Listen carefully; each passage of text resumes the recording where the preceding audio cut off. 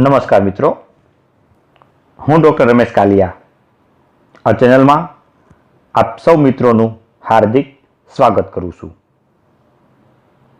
આજે આપણે દિલ્હી સલ્તનત સમયનું સાહિત્ય અને સ્થાપત્ય કલાના અનુસંધાને માહિતી મેળવીશું.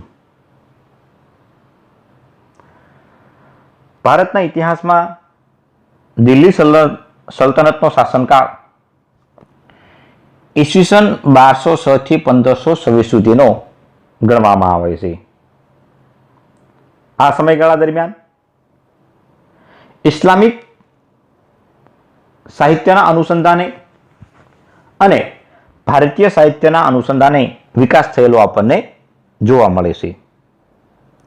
દિલ્હી સલ્તનતના શાસનકાળ દરમિયાન ગુલામ વંશ, ખલજી વંશ, તુઘલક વંશ, સૈયદ વંશ અને લોધી વંશના શાસનકાળ દરમિયાન જે સાહિત્યનું આલેખન થયું તેમાંથી આપણને દિલ્હી સલ્તનતના સમયની અને તે પૂર્વેની રાજનીતિ, સામાજિક, આર્થિક, ધાર્મિક અને સાંસ્કૃતિક પરિસ્થિતિના અનુસંધાને માહિતી મળે છે.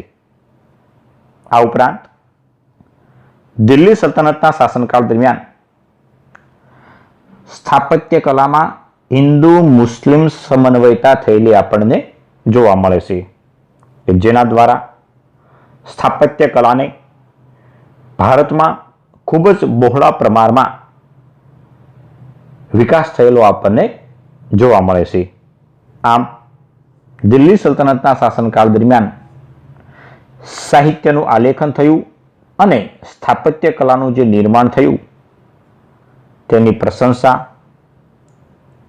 માત્ર ભારતમાં જ નહીં પરંતુ વિશ્વના અન્ય દેશોમાં પણ તેના સ્થાપત્ય કલાની પ્રશંસા થયેલી જોવા મળે છે. આમ જોઈએ તો દિલ્હી સલ્તનતના શાસનકાળ પૂર્વેના સાહિત્યની વાત કરીએ તો અહમદ અલી દ્વારા આલેખિત ચચનામા નામના ગ્રંથમાં આરબ પ્રજાઓ દ્વારા જે સિંધ પ્રદેશ ઉપર આક્રમણ કરી વિજય મેળવ્યો હતો તેનો ઉલ્લેખ થયેલો આપણને જોવા મળે છે.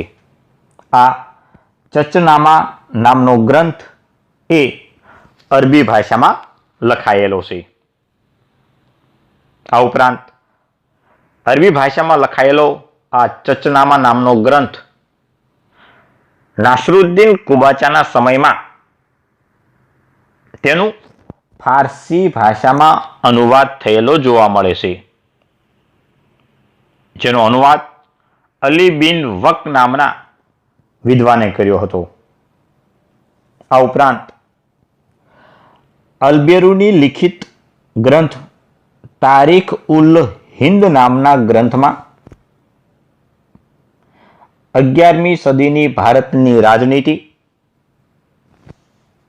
અને સમાજ જીવન ઉપર પ્રકાશ પાડતો ગ્રંથ એ મહત્વનો ગણવામાં આવે છે, કારણ કે આ ગ્રંથ પણ અરબી ભાષામાં લખાયેલો છે, જે કિતાબુલ હિન્દ નામથી પણ ઓળખાય છે. દિલ્હી સલ્તનતના શાસનકાળ દરમિયાન જિયાઉદ્દીન બરની લિખિત તારીખ એ ફિરોઝશાહી નામના ગ્રંથમાં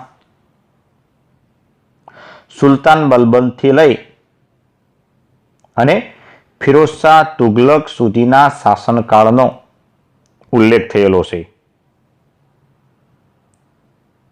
આમ જિયાઉદ્દીન બરની એ મોહમ્મદ તુઘલકના દરબારની અંદર નદીમ એટલે કે એક વિશ્વાસુ વ્યક્તિ તરીકે ફરજ બજાવતો હતો, જેણે મોહમ્મદ તુઘલકના શાસનકાળમાં 17 વર્ષ સુધી ફારસી ભાષા સાહિત્યના આલેખનને પ્રોત્સાહન આપ્યું હતું.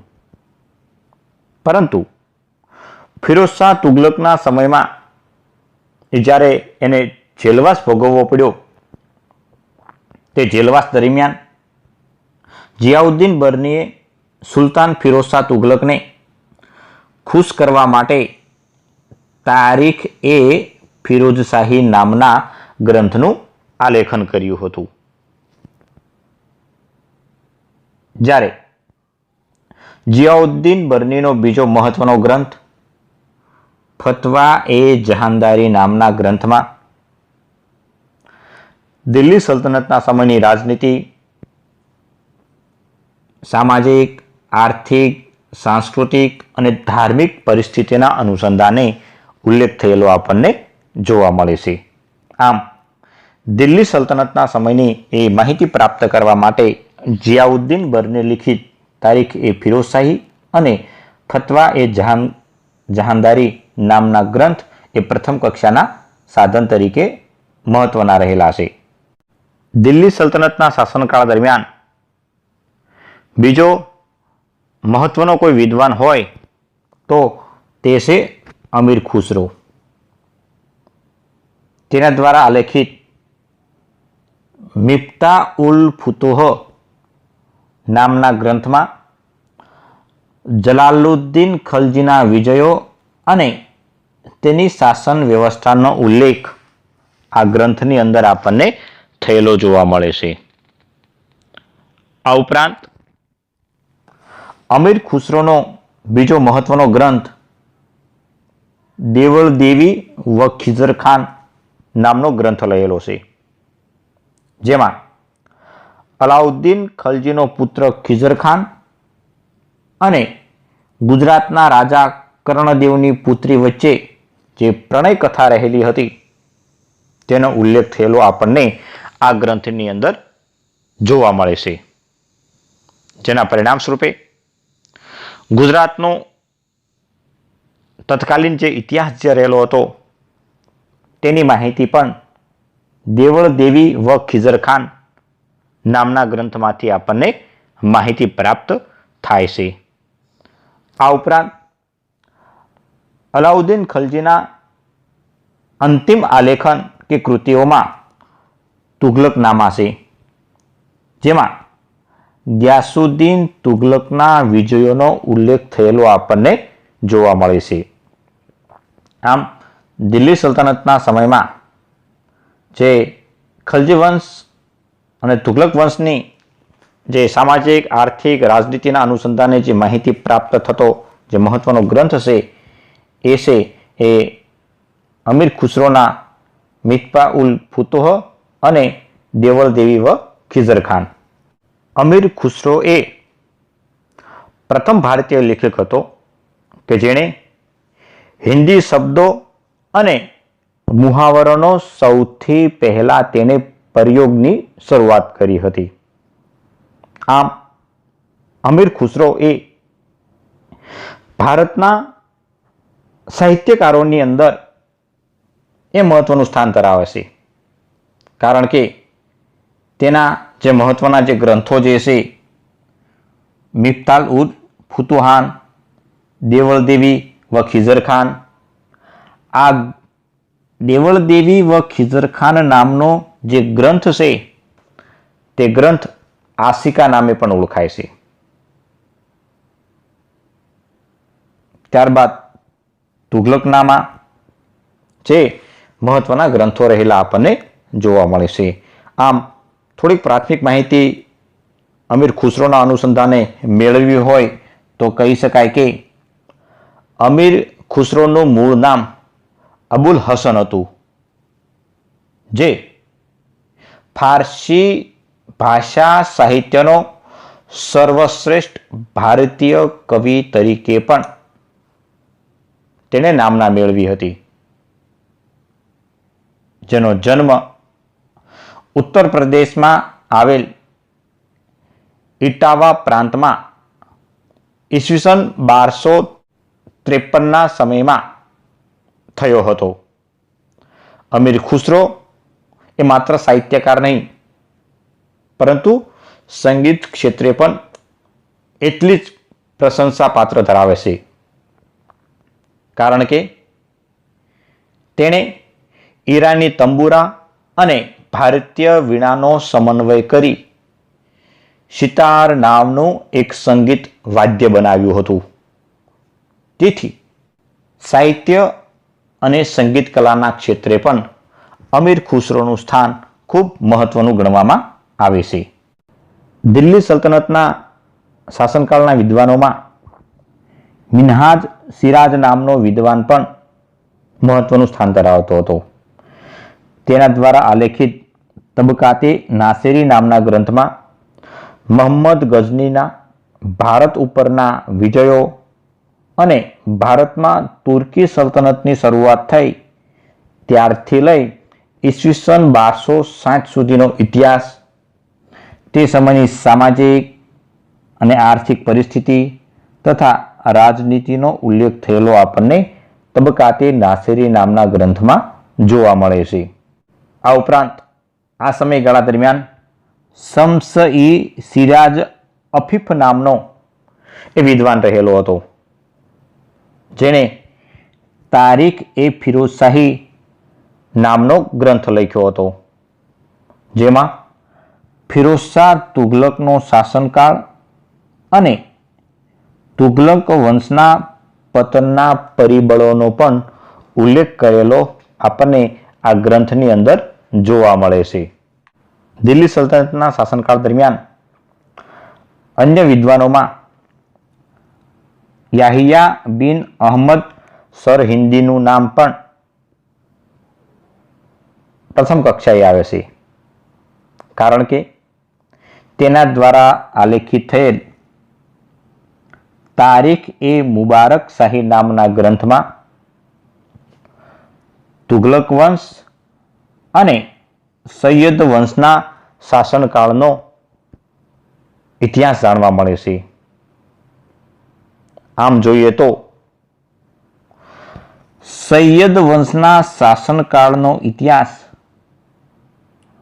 આ સમયમાં માત્ર એક જ ગ્રંથમાં જોવા મળે છે, અને એ ગ્રંથ છે તારીખ-એ-મુબારક શાહી. તેથી સૈયદ વંશનો ઇતિહાસ જાણવામાં આ ગ્રંથ મહત્વનો ગણવામાં આવે છે. આ ઉપરાંત સિકંદર લોદીનો વઝીર મિયા ભુવા દ્વારા આલેખિત તિબ્બે સિકંદરી નામનો ગ્રંથ, કે જે મૂળ સંસ્કૃત ભાષામાંથી ફારસી ભાષામાં અનુવાદ કરેલો હતો. આ ગ્રંથમાંથી ભારતીય ચિકિત્સા શાસ્ત્રના અનુસંધાને માહિતી પ્રાપ્ત થાય છે. દિલ્હી સલ્તનતના શાસનકાળ દરમિયાન સાહિત્ય કલાની સાથે સાથે સ્થાપત્ય કલાનો પણ વિકાસ થયેલો જોવા મળે છે. આમ જોઈએ તો સલ્તનત શાસનકાળ દરમિયાન ભારતમાં જે સ્થાપત્ય કલાનો જે વિકાસ થયો તે ઇન્ડો ઇસ્લામિક શૈલી તરીકે ઓળખવામાં આવે છે. એટલે કે હિન્દુ મુસ્લિમ શૈલીની સમન્વયતા થયેલો આપણને જોવા મળે છે. આ સમયગાળા દરમિયાન મસ્જિદો, મિનારા, મકબરા, કિલ્લાઓ, મહેલો, નગરો વગેરેનું નિર્માણ આપણને થયેલું જોવા મળે છે. જેના પરિણામ સ્વરૂપે જે દિલ્હી સલ્તનતના શાસનકાળ દરમિયાન જે ગુલામ વંશના સમયમાં જે સ્થાપત્ય કલાનો જે વિકાસ થયેલો જોવા મળે છે, તેમાં સૌથી પહેલા કુવત ઉલ ઇસ્લામ નામની મસ્જિદ રહેલી હતી. આ કુવત ઉલ ઇસ્લામ નામની મસ્જિદ એ ઈસવીસન 1192ના સમયમાં જ્યારે તરાઈના બીજા યુદ્ધમાં પૃથ્વીસિંહ ચૌહાણને પરાજિત કર્યો, ત્યારબાદ આ મસ્જિદ બંધાવવામાં આવી હતી, જે સ્થાપત્ય કલા માટે ખૂબ જ મહત્વનું ગણવામાં આવે છે. કારણ કે આ મસ્જિદ એ હિન્દુ મુસ્લિમ સ્થાપત્ય કલાનો સમન્વયતા ધરાવતી પ્રથમ મસ્જિદ રહેલી જોવા મળે છે. ગુલામ વંશના સમયમાં જે સ્થાપત્ય કલા જે આપણને જોવા મળે છે, તેમાં કુતુબ મિનારનું નિર્માણ સુલતાન કુતબુદ્દીન ઐબકે કરાવ્યું હતું. આમ સુલતાન કુતબુદ્દીન ઐબકે ઈસવીસન 1206માં આ મિનારાના બાંધકામની શરૂઆત કરી હતી. પરંતુ ઈસવીસન 1210માં તેનું અવસાન થતાં આ મિનારાને માત્ર 4 મંજિલો એટલે કે 4 માળ બનાવી શક્યો હતો. અને ત્યારબાદ આ કુતુબ મિનારનું બાંધકામ જે રહેલું છે એ પૂર્ણ કરનાર સુલતાન ઇલ્તુત્મિશ રહેલો હતો. આ મુદ્દો એ ખરેખર યાદ રાખવા જેવો છે કે ઘણી વખત કદાચ કોમ્પિટિટિવ એક્ઝામની અંદર પૂછાયેલો છે અને પૂછાવા લાયક છે. એમ પણ બી પૂછાય કે કુતુબ મિનારનું નિર્માણની શરૂઆત કોણે કરાવી? તો કે કુતબુદ્દીન ઐબકે. અને એમ પ્રશ્ન પૂછવામાં આવે કે કુતુબ મિનારના બાંધકામ કોણે પૂર્ણ કરાવ્યું હતું? તો તેનો જવાબ આવે છે ઇલ્તુત્મિશ. આમ આ કુતુબ મિનાર એ 71.4 મીટરની ઊંચાઈ ધરાવે છે, જે 7 મજલા એટલે કે માળ રહેલા હતા. આ કુતુબ મિનાર એ ખ્વાજા કુતબુદ્દીન બખ્તિયાર કાકીની યાદમાં બંધાવવામાં આવેલો હતો, જેને ઉપર ચડવા માટે 375 જેટલી સીડીઓ એટલે કે પગથિયાઓ રહેલા હતા. આમ ઇસ્લામિક સ્થાપત્ય કલાની અંદર કુતુબ મિનારનું સ્થાન ખૂબ મહત્વનું રહેલું જોવા મળે છે. આ ઉપરાંત દિલ્હી સલ્તનતના સ્થાપત્યમાં ઢાઈ દિનકા ઝોપડા નામની મસ્જિદનું સ્થાપત્ય કલા ક્ષેત્રે ખૂબ મહત્વનું સ્થાન રહેલું છે. આ ઢાઈ દિનકા ઝોપડા નામની મસ્જિદનું બાંધકામ કુતબુદ્દીન ઐબકે અજમેર પાસે કરાવ્યું હતું. ઇતિહાસકાર જ્હોન માર્શલના મત મુજબ આ મસ્જિદનું બાંધકામ માત્ર 2.5 દિવસમાં પૂર્ણ થયું હોવાથી તેને ઢાઈ દિનકા ઝોપડા એવું નામ રાખવામાં આવ્યું હતું. અન્ય ઇતિહાસકારોનું એવું પણ માનવું છે કે આ ઢાઈ દિનકા ઝોપડા નામની જે મસ્જિદ જે છે ત્યાં કોઈ મંદિર રહેલું હતું અને તે મંદિરની જગ્યાએ 2.5 દિવસ સુધી એ મેળો ચાલતો હતો. આમ 2.5 દિવસ મેળાનું આયોજન થતું હતું. તે જગ્યાએ જે મસ્જિદનું જે નિર્માણ કરવામાં આવ્યું તે ઢાઈ દિનકા ઝોપડા તરીકે ઓળખાય છે.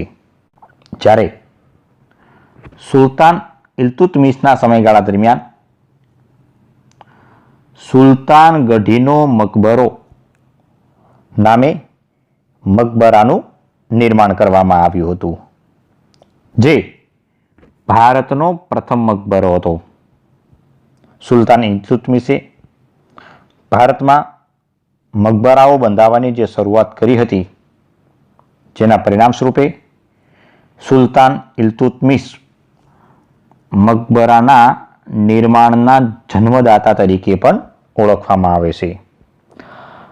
આમ જોઈએ તો ખરેખર એ મકબરો એ ઇસ્લામ ધર્મના સુલતાનો, અમીરો અને સૂફી સંતોની જે કબર ઉપર જે બાંધકામ કરવામાં આવે છે તેને મકબરા તરીકે ઓળખવામાં આવે છે.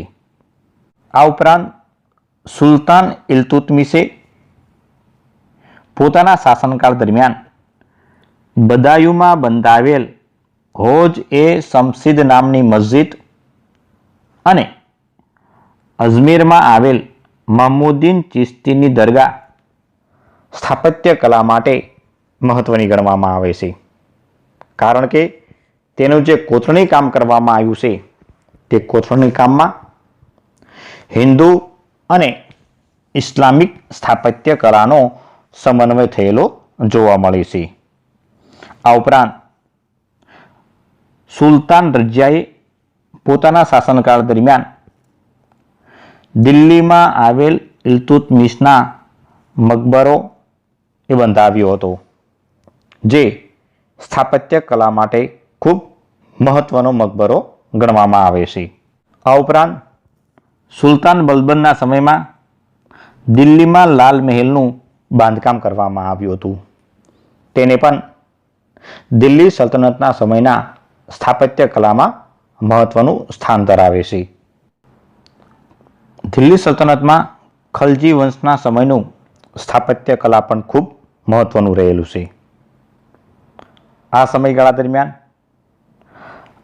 અલાઉદ્દીન ખલજીએ દિલ્હી નજીક બંધાવેલ નવા નગર એ ખૂબ મહત્વનું હતું, કારણ કે અલાઉદ્દીન ખલજીએ જે નવા નગર નામનું જે ગામ વસાવ્યું હતું, તે ગામની નજીક એક તળાવ નિર્માણ કરવામાં આવ્યું હતું, જે આજે હૌજ એ ખાસ કે હૌજ એ રાણી તરીકે પણ ઓળખવામાં આવે છે. આ ઉપરાંત અલાઉદ્દીન ખલજીએ ઈસવીસન 1310-11ના સમયગાળા દરમિયાન દિલ્હીમાં અલાય દરવાજાનું નિર્માણ કરાવ્યું હતું. આ અલાય દરવાજાનું જે નિર્માણ કરવામાં આવ્યું હતું, તેમાં પાન અને વેલીઓનો કલાત્મક ક્ષેત્રે ઉપયોગ કરવામાં આવ્યો હતો. આ ઉપરાંત આ અલાય દરવાજાનું બાંધકામ લાલ પથ્થરમાંથી નિર્માણ કરવામાં આવેલ છે. કલાત્મકતાની દ્રષ્ટિએ આ અલાય દરવાજા ખૂબ મહત્વનો રહેલો છે, જેના પરિણામ સ્વરૂપે મહાન ઇતિહાસકાર જોહન માર્શલ એ અલાય દરવાજાના અંગે જણાવે છે કે અલાય દરવાજા ઇસ્લામિક સ્થાપત્ય કલાનો સૌથી સમૃદ્ધ ખજાનો છે. આ ઉપરાંત અલાઉદ્દીન ખલજીએ પોતાના શાસનકાળ દરમિયાન જમાત ખા મસ્જિદ નામની મસ્જિદનું નિર્માણ કરાવ્યું હતું. આ મસ્જિદ એ લાલ પથ્થરોનો આ મસ્જિદના બાંધકામમાં લાલ પથ્થરનો ઉપયોગ કરવામાં આવ્યો હતો, જે હિન્દુ શૈલીમાં પ્રભાવિત થયેલી આપણને જોવા મળે છે. દિલ્હી સલ્તનતમાં તુગલક વંશના શાસનકાળનું પણ સ્થાપત્ય કલા એ મહત્વનું ગણવામાં આવે છે, કારણ કે ગ્યાસુદ્દીન તુગલકના સમયમાં દિલ્હી નજીક તુગલકાબાદ નામનું નગર વસાવવામાં આવ્યું હતું, અને આ નગરના રક્ષણ માટે જે કિલ્લો બંધાવવામાં જે આવ્યો હતો, તે કિલ્લો રોમન શૈલીમાં નિર્મિત થયેલો જોવા મળે છે, જેના પરિણામ સ્વરૂપે આ જે રોમન શૈલીનો જે કિલ્લો બંધાવવામાં આવ્યો હતો, તે પિરામિડ આધારિત રહેલો હતો. આ કિલ્લાની અંદર પ્રવેશ કરવા માટે કુલ 52 જેટલા દરવાજાઓ મૂકવામાં આવ્યા હતા. આ ઉપરાંત આ કિલ્લાની અંદર સુલતાને રાજમહેલ બંધાવ્યો હતો, જે પણ સ્થાપત્ય કલા માટે મહત્વનો ગણવામાં આવે છે. આ ઉપરાંત મોહમ્મદ તુગલકના સમયમાં દિલ્હીમાં ગ્યાસુદ્દીનનો મકબરો, જહાંપના નામે નગર અને મહેલનું બાંધકામ કરવામાં આવ્યું હતું. આ મહેલનું અને મકબરાનું બાંધકામ પણ ઇસ્લામિક સ્થાપત્ય કલા માટે અને તેની કોતરણી કામ માટે ખૂબ પ્રશંસનીય કામગીરી ગણવામાં આવે છે.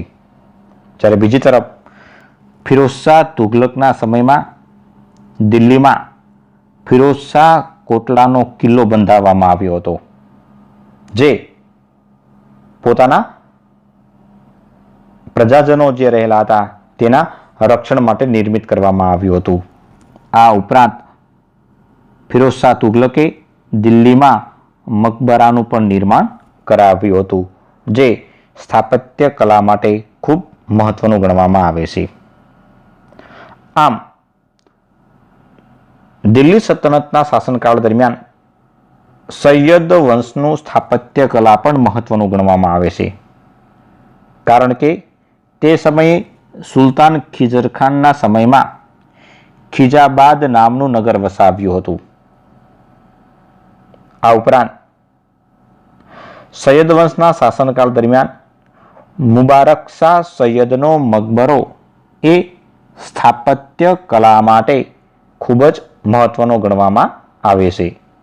દિલ્હી સલ્તનતના સમયમાં લોધી વંશના સમયમાં પણ સ્થાપત્ય કલાનો વિકાસ થયેલો જોવા મળે છે, કારણ કે આ સમયગાળા દરમિયાન બહલોન લોધીનો મકબરો, સિકંદર લોધીનો મકબરો અને મોટી મસ્જિદનું બાંધકામ એ મુસ્લિમ સ્થાપત્ય કલા માટે ખૂબ મહત્વનું રહેલું હતું.